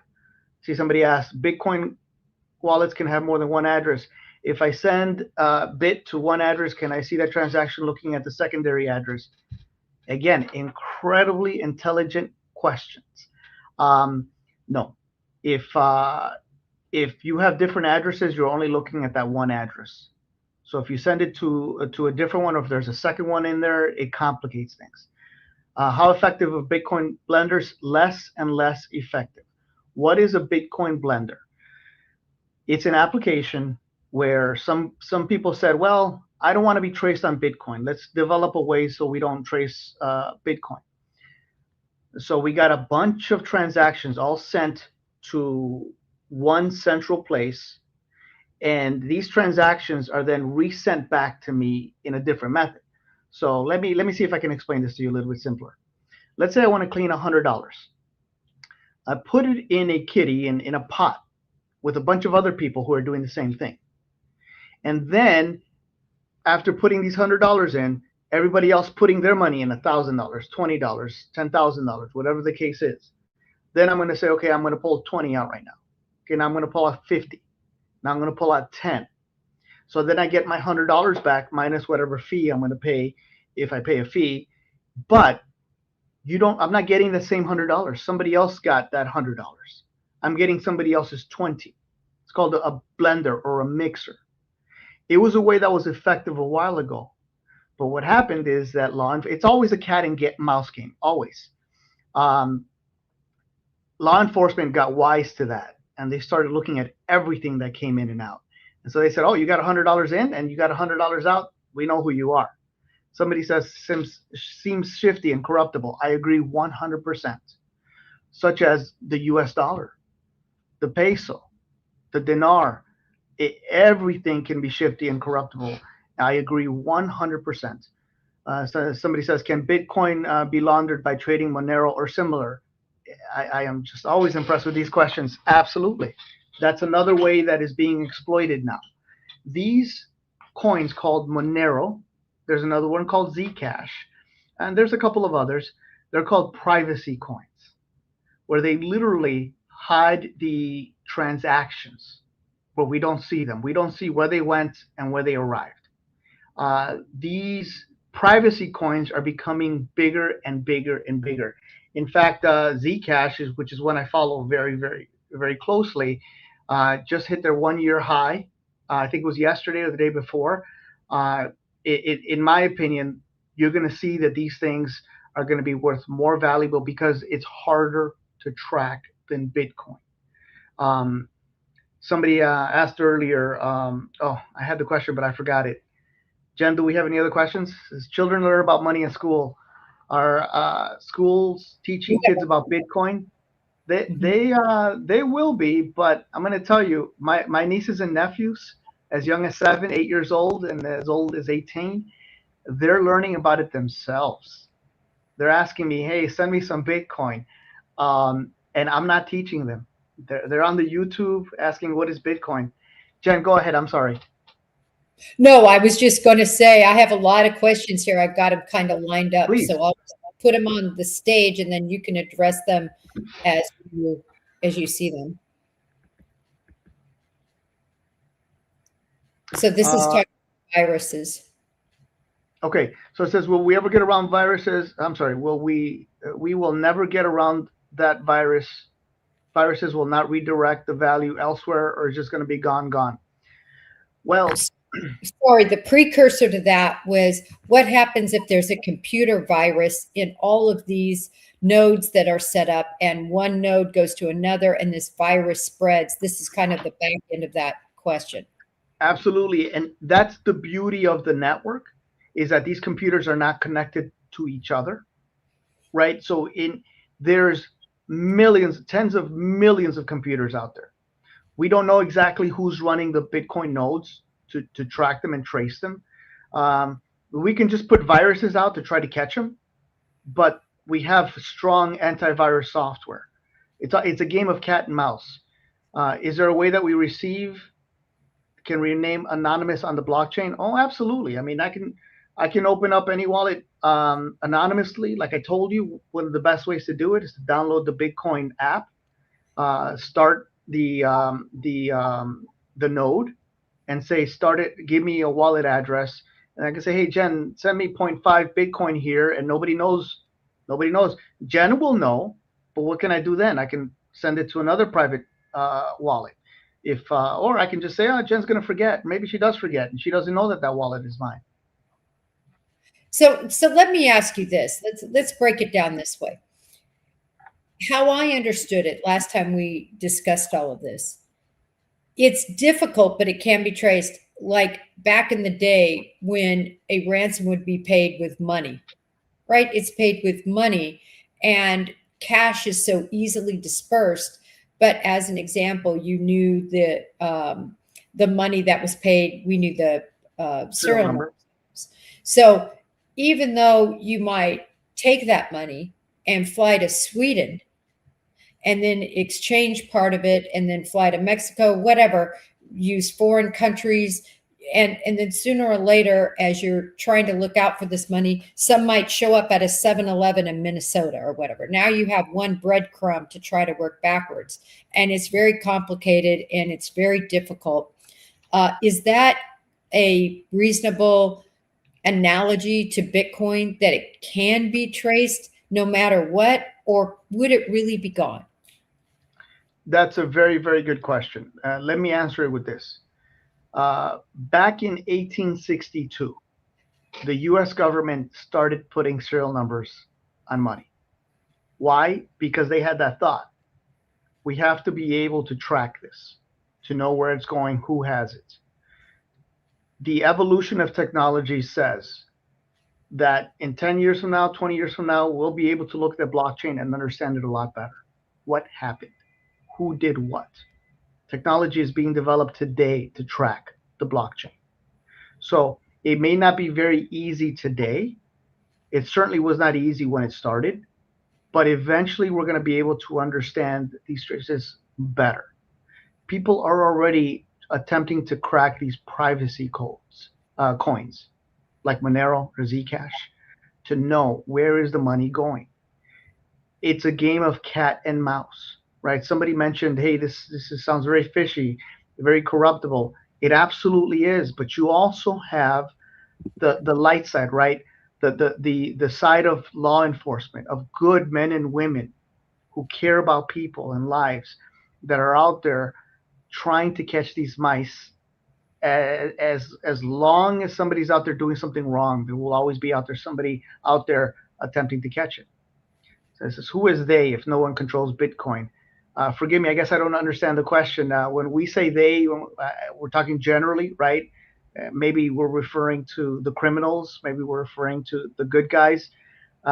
Nobody controls. Go ahead. If I may, I think what she means is when you say that the Bitcoin was created and that, in other words, there's no central bank authority, the government doesn't control it, it's just all these computers. Is there any central effort that controls any of this? I mean, who's making the rules about the nodes and the ASICs and all of these components, or is it just kind of operating on its own out there? That's a very, very good question. So when Bitcoin first started, an algorithm was written, a program was written. This is how it's going to work. This is what happens in this case and in that case. There's a fancy thing that is known as the Bitcoin Consortium, a group of developers that maintain the code, are working on upgrading the code. The code, in essence, we have decided, or those developers, those programmers have decided, they've set the rules. They don't change the rules. The rules are simple. Maybe I should have looked up the rules and just given you the list of things of how things happen, but they are very, very complicated. The algorithms are very complicated. The Bitcoin network is out there. What is going to be upgraded is the security behind it. But the way that it works, it doesn't change, and it's not going to change. There will never be more than 21 million Bitcoins. Those fundamental rules were set up when it was first set up by Satoshi Nakamoto. Back in around 2016, he was working early on it. And at the end of the day, forgive me if I say they, and I should have learned, always qualify, always say who they means. Yeah, no, it is confusing, I think, to people. It's confusing to me, but I wanted you to address this, and then I'm going to really hone in on some Nancy Guthrie questions. Absolutely. So it says there was a Canadian case where millions of dollars and Bitcoin was stolen without the keys, still not recovered. Google to check it. And yes, I'd have to Google to understand what happened.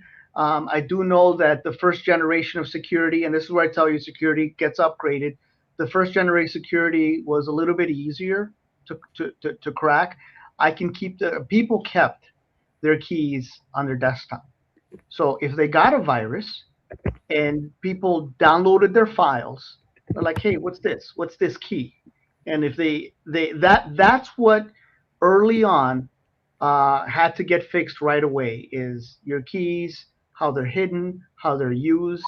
Can that still happen where somebody will save their keys on their computer, on their cell phone that gets stolen, and the thief can crack it and open it? Absolutely.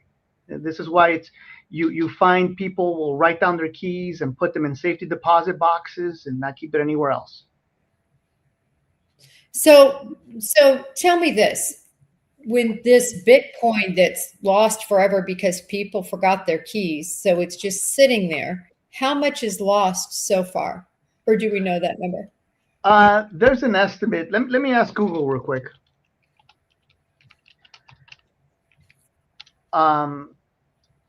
Google estimates that there's between 2 to 4 million coins that are lost. That's the estimate. I would posit that's a good estimate. By the way, that just makes Bitcoin more valuable. When there's Bitcoin sitting on the blockchain that is never moved from one place to the other, it's not going to be used. The less of it there is, the more rare it is. I mean, imagine if gold started disappearing. Well, the gold that I would have would be a lot more valuable. That's another, I'm afraid, benefit of Bitcoin. But of course, if you're the one that lost it, it's not so much a benefit. All right, I've got a question outside of the box, and I don't know what Ethereum smart contract is. Do you? So smart contracts are something that has been developed. Let's go back to the blockchain. The blockchain, this text file that is written basically every 10 minutes, and it's set in stone. If I go back and try to change it, I would have to change everything coming after it. It's not easy. Some very intelligent people said, hey, we can write a contract on, we can write some text on there. And I might be overly simplifying it, but that's okay. That's what we want here. We can write an agreement set in stone that cannot change. So I'll give you an example. I signed our mortgage maybe 20 years ago. And out of coincidence, I was looking through some paperwork and I found it. Hey, here's the mortgage, right? So had I not found it by accident, I said, okay, now I'm going to put it somewhere I don't forget. You signed that piece of paper, and when are you going to go back and look for it? But if you put it on the blockchain, then you can always go back to the blockchain because the blockchain doesn't change. Ethereum is a type of crypto, and it's where a lot of the smart contracts are being written. Rec attack, there's a bunch of attacks all over the place, but that's what the algorithm, that's what the security is supposed to solve. And that's what I've been talking about, where you got to go back and change a heck of a lot of blockchains. And by the way, that reminds me of another question I wanted to ask that somebody asked, is Bitcoin, does that include all the crypto? No. There's other coins like Ethereum. There's a coin called Doge, Shiba. There's a coin called XRP. There's hundreds, there's thousands of them. You can very easily describe them like the different monies. The Canadian dollar, the Mexican peso, the dinar, the euro, and on and on and on, right? The US dollar. That's a very good analogy of what these other coins are, and they are their own system. Some of them use similar algorithms, some of them very, very different. So as I bought just a little to see what happens, it's gained interest. Where does the interest come from? That's good. And again, it's not that I'm so much a Bitcoin advocate as it's what I do every single day. And it's what you brought on a crypto expert, right? You brought on a Bitcoin expert, so It's in my blood. That's why I advise everybody to just get a little bit. Just buy $75 worth, buy $100 worth, give it to your kids. Make sure that you don't lose that key. So she says it's gained interest. Where does the interest come from? That's a very, very good question. So where it comes from is from daily trading. Every second we're trading. Every second somebody's buying some, selling some for different reasons. And it will go up in price or down in price based on how many people are buying or selling it, just like the stock market. So what you see in interest is that, well, if you bought it, for example, let me see, it's 2026. If you bought it 4 years ago, you might have bought it at 21,000. Well, a lot more people have wanted to purchase it. So this morning it's worth 76,500. Let's say if you bought $100, that's tripling your money. Okay, and it's expected to just keep going up and up. If I have Bitcoin and I don't want it anymore, can I send it to myself and cash out? What you want to do is you want to send it to yourself in a Coinbase account, as an example. That's an exchange. There's a bunch of other exchanges, but that's one of the biggest one. That's why I keep naming it, because it's easy. It's easy to remember. So you open up a Coinbase account. You give them your name, your address, your social security number. It's a bank account, just like if you would on a stock market. Just like if you go to Fidelity because you want to buy $100 of Microsoft stock. You give it all of your information because the government requires them to report. Hey, Maritza Marin, she's selling $100 worth of Bitcoin. Why? Because they want to tax it. Why? Because they want to run the government. So you will send it to yourself in Bitcoin, in Coinbase, as an example, and you will tell Coinbase, sell it. I want the cash. Coinbase will sell it. They'll charge you something for selling it. They don't do things for free. Let's say you sell $100. They might charge you 50 cents. I'm not Coinbase. I don't know what the charges are. You have to ask them. So then you get those $99.50 in cash, and you can say, okay, now transfer it to my bank account. And then it transfers to your bank account, and now you have the cash. Okay, so this begs the question. I have Nancy Guthrie right now, and I show some proof of life, and they send me, just say 2 million in Bitcoin. I know they want 6, but they agreed to 2 million. They get 2 million. How come this can't be traced then when they go to make it liquid like you just discussed? Because you have to make it liquid at some point where you can go to Burger King or buy a car or whatever. Help me understand why it makes sense that it can't be traced, because I just can't get over that. Absolutely. Well, for the same exact reason that we never caught DB Cooper. We don't know what happened. We don't know if he died. He had that money. We have those serial numbers for that money, but he might have spent it. Somebody spent that money in a way that wasn't easily traceable. We might have some of those bills now. The government may know where some of that money ended up. On the Bitcoin network, I can easily send that to different wallet addresses. I can do the cat and mouse game of using a blender, for example. I don't have to necessarily go to an exchange. I can literally tell somebody that doesn't know how I got this money, hey, I've got $2 million worth of Bitcoin. I'll sell it to you for $1 million. Well, the guy buying it is going to know that something's up because nobody does that for free. So then he's going to spend some money and he's going to launder it. We can convert it to other coins. We can make it a complicated hot mess to where it's going to take the government a while to figure out what's going on. We can try to convert it to one of these privacy coins. But again, the government the vast resources of the government are insane.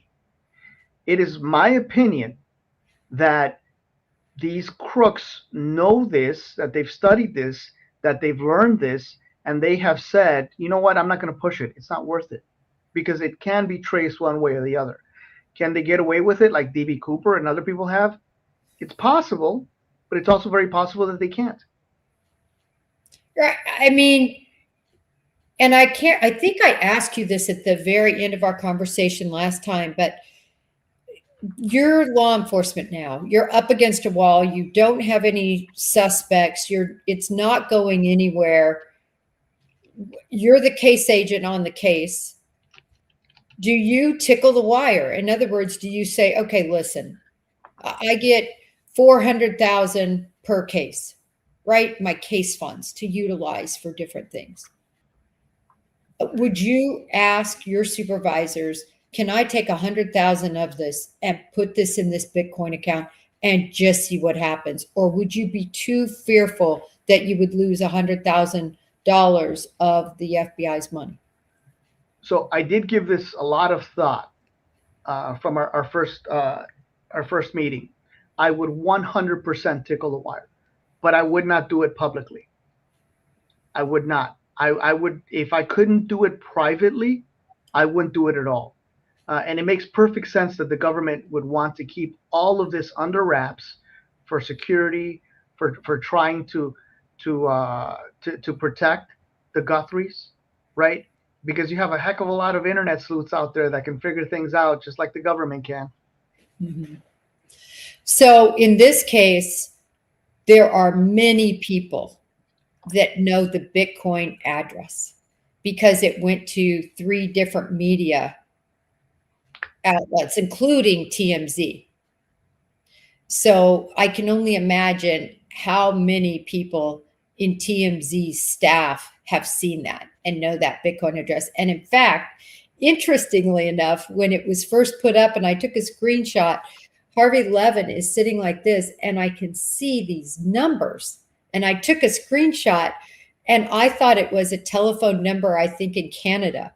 I remember thinking, in fact, I told different producers at News Nation, I said, I could see that number and I think it's going to be bogus because it's like some telephone number in Canada or something. But I can't read it well enough to figure out the whole thing. But my point is, I guess, if the government does something, in my opinion, there's no way to be private. Zero way, because you're at least going to have because all those people are monitoring Bitcoin, for instance, or these Bitcoin accounts or account. There was $300 put into the Bitcoin account. I don't know why they would do $300 because nobody is going to risk this. Right. Nobody's going to risk that. So my question to you is why would the government put 300 in there? Do you need to make sure that it even receives money? Is that a reason to do that? Why 300? Can you make sense? Mm-hmm. That's a very good reason to do that, although you can easily tell whether or not a Bitcoin wallet is valid. It's my opinion that somebody who had that wallet address just decided to put some money in for their reasons. Maybe they didn't know how to double check a wallet. Maybe they wanted to put it in there. I don't see the government putting $300 in. You think that could have even been somebody from TMZ or the media just to see Absolutely. what would. And of course, still sitting there, by the way. Yep. So, the amount obviously would have to be huge, I think, like big, a Bitcoin, 2 Bitcoins for anybody to be tempted in this case. Absolutely, 100%. And so, I just got to tell you, I'll just never understand the decision not to do that unless they know so much more than we know. And like you said, they're somehow doing something behind the scenes because it really doesn't make sense. I mean, the family has a lot of money. They're worth 45 plus million. The US government has a lot of money, case funds that we can use for things just like this. Even TMZ could put some money in there just to, do it. There's so many possibilities, but nobody's doing it that we know of. And I would believe that if it happened, we would know because it's in the media. I know that's Absolutely. Not really a question for you, but nevertheless, your point is it can possibly be traced. So you would likely do it. Absolutely. 100%. Yeah, your information and your expertise to me is just so interesting. If I ever buy a Bitcoin, which I keep telling myself I need to just buy, like you said, $100 worth of Bitcoin or $500 worth of Bitcoin to see what had happened. And then, so you're saying, say I buy $100 in Bitcoin right now, and 3 years from now, it's worth, let's just say $5,000. Are you saying that that process you said for me to get that materialized, I could just go in and go out? Absolutely right. Absolutely right. So now I'll tell your audience, and again, forgive me, Bitcoin's in my blood, crypto's in my blood. Um, it is 100% my opinion. I mean, we drink coffee every day, right? I mean, it's worth your time to open up, for example, a Coinbase account. You say, well, I don't want to lose keys. I don't want to risk losing my Bitcoin. Okay, if you open up a Coinbase account, you don't need keys. You're going to need your password. They offer it very, very simply. People don't like to do that. Why? Because it's like putting money in a bank account. That's what an exchange is. It's a bank account. They want to hold their own Bitcoin. They want to put it in their own wallet. However, you can very simply open up a Coinbase account, send them $100. They're going to charge you something. They're a business. I mean, I don't like it, but they're a business. Um, they're going to charge you something for buying and selling the Bitcoin, and hold on to it. Now you're going to give them your social security number, your address, all your information. So if you decide to wait 5 years, 10 years, guess what? You've got your social security number, you've got your address, you've got your information. Um, but again, the whole purpose of Bitcoin is for you to hold on to that where no institution has it. That's what a wallet is for. So you don't have to leave it in an exchange. But folks, if it's $20, it's like a savings account. You say, what if I lose the $20? Okay, you lose the $20. Then Avron was a knucklehead. You shouldn't have listened to him. But let me tell you something. Had 4 years ago, I would have convinced you to buy some Bitcoin when it was a third of what it is today. Even if it was $20, you'd be convinced. Bitcoin does this number where it's volatile. But notice what I'm doing. It up, down, up, down. Over time, it's higher. So one day, it might be 10 years from now, it might be next year, the volatility will stabilize. And at that point, it's going to be a lot easier to trust it and to trust the price. Maybe somebody bought Bitcoin about 3 or 4 months ago when it was 120,000. Well, today's at 76,000. You say, well, they lost money. Not unless they sold it. If they sold it at the lower price, then they lost money. If they're still holding on to it, it is a widely accepted theory that Bitcoin is only going to get higher and higher. The first goal was 100,000. Bitcoin's going to hit 100,000. Bitcoin's going to hit 100,000. It hit it. The next goal that people are talking about is 1 million. That is the next goal. And again, if you do a little bit of research, what I would suggest that you do, if you're not convinced, and again, I'm not the one trying to sell it to you. I'm not going to make money. This isn't me trying to enrich myself. This is me in an industry looking at it, saying, yes, this thing's only going to get bigger. Literally telling you, do it yourself.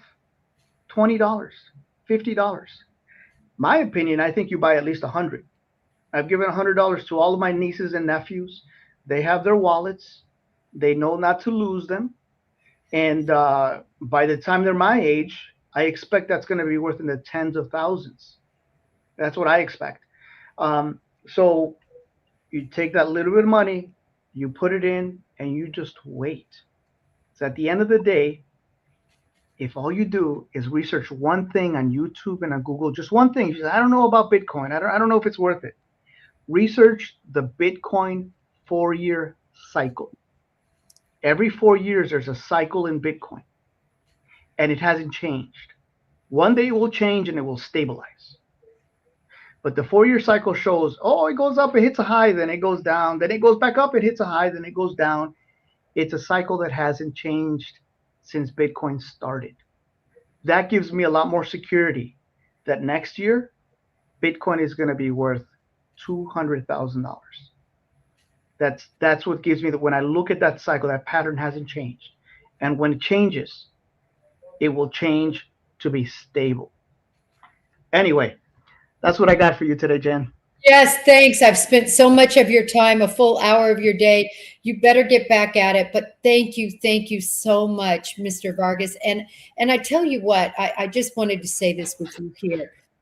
There was a reason that I had hoped when I first contacted you that you would join us, because I talked to other Bitcoin experts. Not only were they way drier, way less handsome, way less engaging, but you just have a heart of gold. And when I heard your backstory and everything, Mr. Vargas isn't here to make money. He's not here to he's just trying to educate. And he wants everybody to be enriched, because he's been enriched from modest upbringing and means to, doing so well now. So I just wanted to thank you. I know you really care about the Nancy Guthrie case. We've talked about that offline too. So thank you for your precious, valuable time. You're amazing. I'm humbled, and I love your audience. I think they are incredibly intelligent. I read just about every single comment, and I want to thank your audience also for being patient with me. And by the way, your audience really does care about the Guthries. I'm just so impressed at the heart that your audience has, and they're not in it because they want to gossip or they want to ask questions just because they want to be annoying. It's these people have an incredible heart that I absolutely love following. I'm following you on Twitter, by the way, on X they call it nowadays, and every single time you post something, I see it. So think about me every time you post, because I read every single one of them. I'll try not to overpost then. I love it. You're spamming me.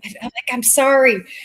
So thank you so much. I appreciate it. I know we will keep in touch, and can't wait to see you again. Okay, bye-bye. Anytime you want me, let me know. Thank you. Thank you so much.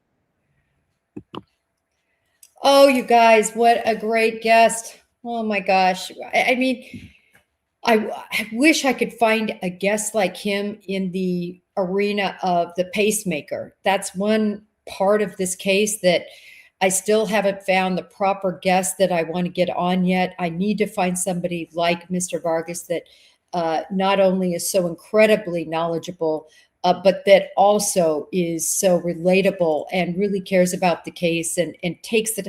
I'll tell you what he's going to do, everyone, just so you know. If you look at his original show, and then I guarantee you on this show, he will do the same thing. He is going to go and read every one of your comments. Now, I don't know whether that's going to end up being 50 or whether that's going to be, 1,000. Depending on the show, there's a varied amount of people that actually not only watch, but make comments. And he reads all of those. So if you want to ask him something more personal that you really didn't want to see up here or something like this, yeah, I agree. A Bluetooth geek would be good too. I need to get a true expert, not only a medical expert to comment on it, but also a Bluetooth expert. I've got to find the right person. I'm going to find somebody that is passionate about what they do, that wants to explain it. I think I've already explained to you that I think when it comes to the pacemaker, I think when she would have passed away, that they would have taken that out of her. I'm 100% sure of that. I shouldn't be 100% sure of anything. I'm 99% sure because the pacemaker can keep going even though the life has stopped. And I just think that this group and Porch Guy, in watching everything they've done, is advanced enough to understand that. And it's really, really sad. It really, really is sad. Let me see. Oh gosh, somebody said the word nutter. That's so funny. Anyway, I hope this was helpful. I hope that some of your questions got answered. He's thought about that question that I posed to him last time hard. He said he would do it, but he would do it privately. Hopefully, we all understand there's no way to do it privately because now this Bitcoin address is in the hands of media, and they're watching it. The folks at TMZ have talked about it. They watch it. They watch it probably every day, seeing if there's any movement in their account. They're going to be able to see it. Once you have the address, it's all public, so you can watch it, which is also something very interesting to think about because this, whoever's behind this and behind those ransom notes knows that that would be easily watchable by the public. But again, great amount of expertise that you would need to be able to have a big wire come in or money transferred in, US dollars transferred in, get it out with there being no way to trace it. And you heard the complexity of how you turn that to cash. So, but yes, I do believe they likely knew she had a pacemaker. It's possible they didn't, but I think they likely knew that she had a pacemaker. I could even see somebody in that much distress at the moment saying what her, I've got a heart problem, I've got a pacemaker, even if they didn't do their research to know. It just seems like that they really did their homework on Nancy Guthrie. Really quick, I want to explain what shows we've got coming up. And again, I'm getting ready to go into almost hermit mode because of my work, but I will still manage to be able to carve out at least an hour. The problem is not the hour. The problem is the preparation for the hour, right? But what we have coming up is tomorrow, I'm hoping to do a show. Actually, it's going to be steering a little bit different. It's going to be on Ellen Greenberg, for those of you who know that case. This was a woman, young woman who was a teacher. She taught grade school, I believe second grade, but I'll have to look at all my notes again. I've done a show on her with her private investigator and other shows with her family. I was very invested in Ellen Greenberg. And she ended up dying from 20, I believe the number is exactly 22 stab wounds that were, most of them were in her back, huge deep gash in her head right about here, and in the back all along kind of the neck down to probably about maybe 8 vertebrae down. The reason that I think this will be very interesting is I'm going to be going on with somebody who is a total friend of the show, and I'm a friend of their show, and it's Yellow Cottage Tales. And he has taken the opinion that Ellen Greenberg died by homicide. I don't share that opinion, and I think it would be very interesting to have a show with somebody. And I even think on this case, I would love to debate with anyone in the true crime circle that, for instance, thinks this is a robbery gone bad. Believe it or not, I still see that out there, or that it's family. Whatever their belief is, I would love to have a debate on that. And with Ellen Greenberg, I'm looking forward to kind of a debate with somebody who is, very smart. They're a writer. They love mysteries. And so I'm very, very interested in the show that we're trying to put together. It's not locked in stone, but we're trying to put it together for tomorrow at 10 o'clock Eastern. And this way, I think it's always important for the audience to sort of see, I always say this, both sides of the pancake and make your own decisions from the facts that we know. And so I think it's always good to have different varying views that you all can consider. And then you can say, oh, no, this, or oh, no, that, or I'm still on the fence. On Thursday night at 10 p.m., one of my favorites, I just love his personality, love his energy, love his homework, is going on with Turkey, the drunk turkey. That name caught me. I'll never forget him first contacting me. And I was like, drunk turkey?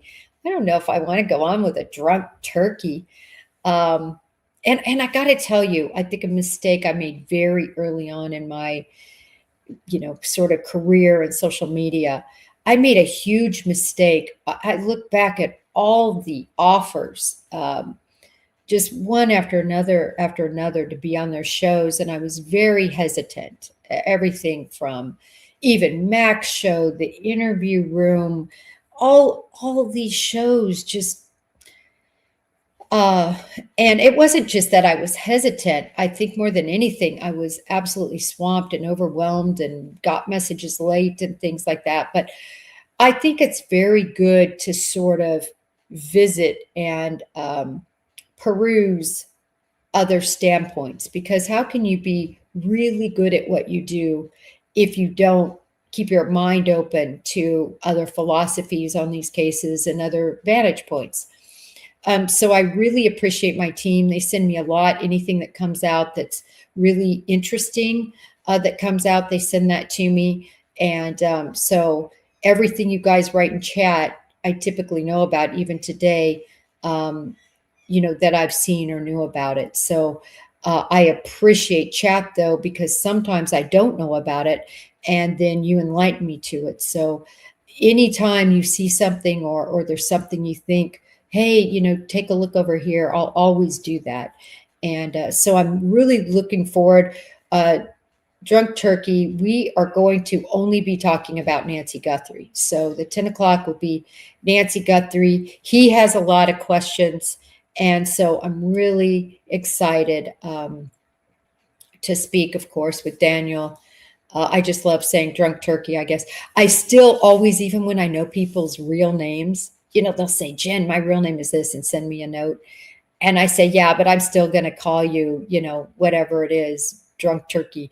I don't know. I love these names that you all come up with. And I know I have friends that are now on Twitter. And I said, don't use your real name. Be like Sonic tennis ball, or, Nutter, Wackadoodle. Be something creative. So it's interesting, because I do find that so many people in our audience, like he pointed out, so educated. You're no dummies. You're looking at everything. You have amazing questions. And sometimes you don't want the people you work with, your family, whatever, to hear and know everything you have to say about true crime. So from that standpoint, I like the fact that people remain anonymous, because I feel like it gives people the ability to be just totally honest and forthright about their questions without either being embarrassed, like some people think it's a dumb question, or maybe you're saying something that's really hot, an on fire take. Like I say, spicy, sometimes Spicy Jen is in the house. I wish I could pull Spicy Jen back sometimes, but when Spicy Jen is in the mode to be spicy, I can't really pull her back.